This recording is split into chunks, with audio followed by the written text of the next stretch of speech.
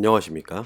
우파, 우익, 보수를 응원하는 깡패 시사입니다. 무더운 더위에 대한민국을 위해 노력하는 여러분들을 응원합니다. 문재인 정부가 일본에게 강경 대응을 예고하자 많은 사람들은 우려의 목소리를 내고 있습니다. 문재인 정부는 북한 김정은을 대하는 유화적인 모습은 온데간데 없고 일본 정부에게는 유독 강경한 입장만 나타내고 있는데요.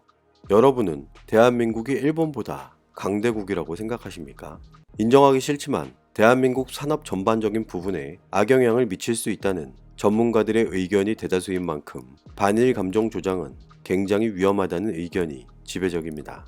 북한의 연이은 미사일 발사에도 불구하고 문재인 정부는 이렇다 할 항의 한마디조차 못하고 있는데 우리가 유일하게 믿었던 미국 트럼프마저 대한민국 정부를 버리려는 것일까요? 미국 트럼프 대통령의 태도에 우리는 의문을 가져야 합니다. 미국 트럼프 대통령은 북한 김정은의 연이은 미사일 발사 등 군사 도발에도 불구하고 김정은을 감싸주려는 듯한 입장을 계속해서 나타내고 있는데요. 집권 이후 최대의 성과라는 업적을 남기고 싶었던 것일까요?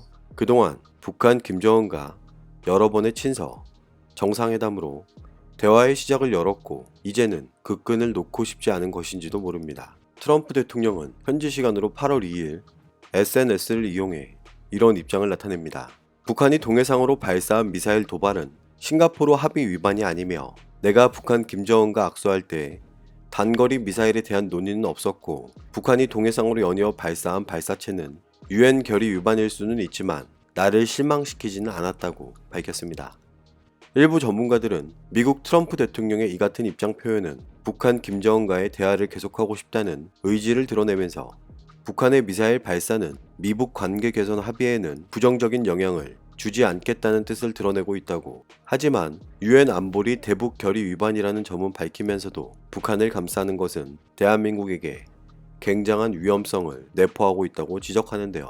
이미 대한민국 전역이 북한의 신형 방사포든 미사일이든 사정권에 들어와 있는 만큼 미국 트럼프 대통령은 우리와 이견이 발생할 수밖에 없습니다. 북한 김정은은 대한민국 문재인 정부의 많은 지원에도 불구하고 여전히 대남 비난만 하고 있으며 미국을 향해서는 어떤 불만도 나타내지 않는 만큼 대한민국 정부의 그간 대북 지원 정책은 실패를 했다고 생각해도 무방할 텐데요. 하노이 미북 정상회담 이후 미국과의 대화는 우리가 직접 할 것이라며 문재인 정부는 빠지라는 입장을 계속해서 고수하고 있고 국제기구를 통한 대한민국의 800만 달러 공여가 이루어지자 북한의 태도가 변했다는 사실은 무엇을 의미하는 것일까요? 이제는 문재인 정부의 대북 정책 성공 가능성에 이어 외교력에 관련하여 많은 사람들이 의심하고 있습니다.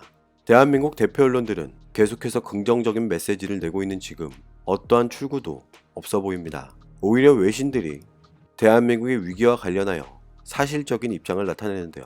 중국의 국수주의 일간지 관영 매체인 황구시보의 보도 내용을 살펴보겠습니다. 8월 1일 황구시보는 리범프 중국과학원 대학 교수가 게재한 한일 분쟁이 제3자에 주는 계시란 칼럼을 통해 중국의 병법서인 손자병법을 인용해 한국의 전략을 조롱하는 듯한 모양새를 나타내고 있습니다. 한국은 일본을 세계무역기구에 제소하고 미국의 중재를 요구하고 일본 제품 불매 운동을 벌이며 모든 패를 다 썼지만 모두 효과가 없다며 힘이 약한 군대가 오로지 강경 대응만 고집하면 강대한 적에게 포로가 될 뿐이라고 조롱했는데요. 병력이 적으면 능히 도망가고 승산이 없으면 싸움을 피해야 한다는 손자병법 구절을 인용하여 일본에게 역부족인 대한민국은 일본에 맞서 싸워도 이길 수 없을 것이라고 지적했습니다.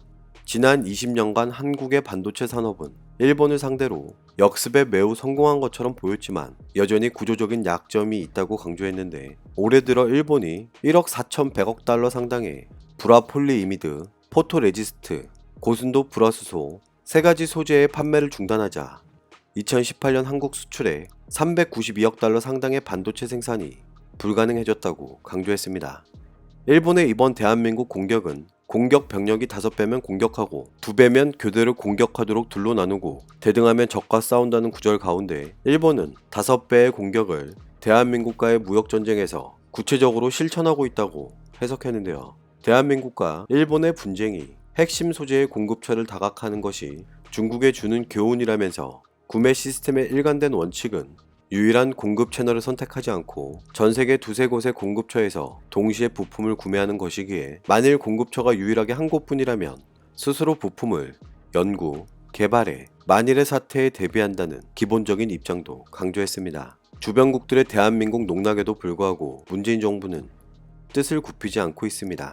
8월 3일 이낙연 국무총리는 일본이 대한민국을 화이트리스트에서 제외한 것과 관련하여 이런 입장을 나타냅니다. 어제 일본 정부는 화이트리스트에서 한국을 제외하기로 가기에서 결정했다며 한국에 대한 반도체 핵심 소재 수출 규제에 이은 두 번째 보복이라고 밝혔고, 일본의 잇따른 조치는 한일 양국, 나아가 세계의 자유무역과 상호 의존적 경제 협력 체제를 위협하고 한미일 안보 공조 체제에 균열을 낼 수 있는 처사이며 우리는 단호하게 대응하지 않을 수 없다고 강조했습니다. 일본의 경제 보복에 우리는 국민과 국가의 역량을 모아 체계적으로 대처하겠다며 후속 계획을 정교하게 세우고 범정부적으로 협업하며 그 계획을 이행하고 기업 및 관련 단체 등과 상시 소통하고 협력하겠다는 입장을 드러냈는데요. 우리는 일본 정부의 조치가 부당하고도 위험함을 세계에 알리면서 동시에 일본이 이 폭주를 멈추도록 하는 외교적 협의를 위해서도 노력할 것이고, 일본이 이 무모한 조치를 하루라도 빨리 처리하도록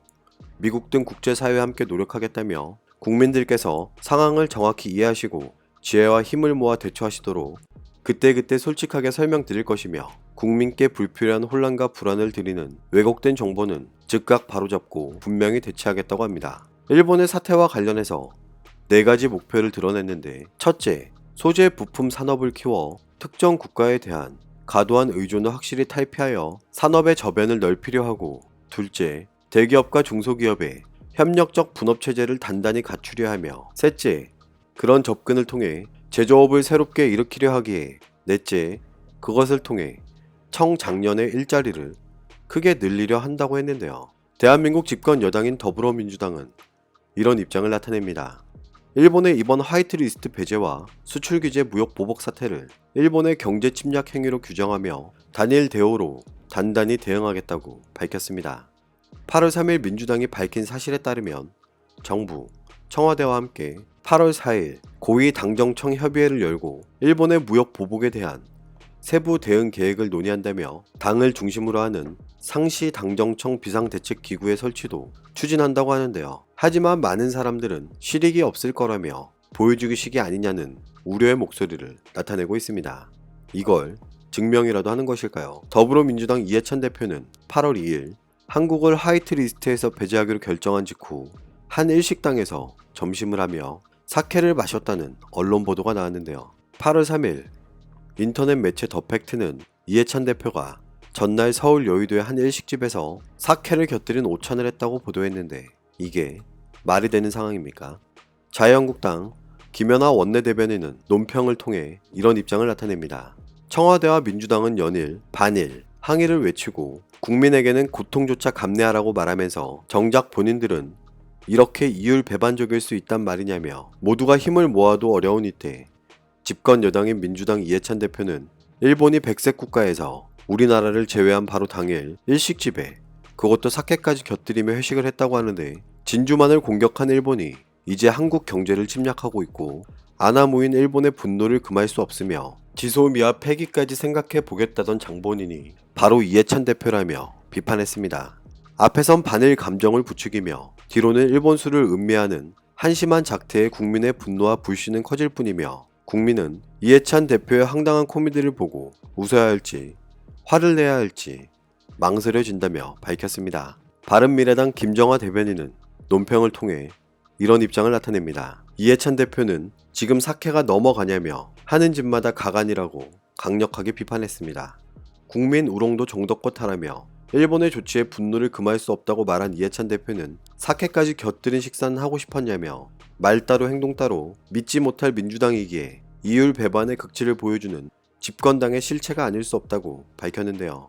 일본의 경제 보복 조치로 국민의 분노가 최고에 달했기에 국민 정서와 동떨어진 이해찬 대표의 분별력이 휘청휘청, 정치권에 대한 국민의 기대도 휘청휘청이라고 비유하며 아카일로인 경제로 고통스러워하는 국민의 소리는 들리지 않냐며 되물었고, 몰랐다면 무능의 극치, 알았다면 위선의 끝판왕이라고 지적했습니다. 일본의 악재를 총선의 호재로 생각하는 민주당, 화이트리스트 제외 직후 사케 마시는 민주당 대표는 허점투성이라며 이쯤에서 당대표에서 물러나라고 밝혔습니다. 민주당은 어떤 입장을 나타낼까요?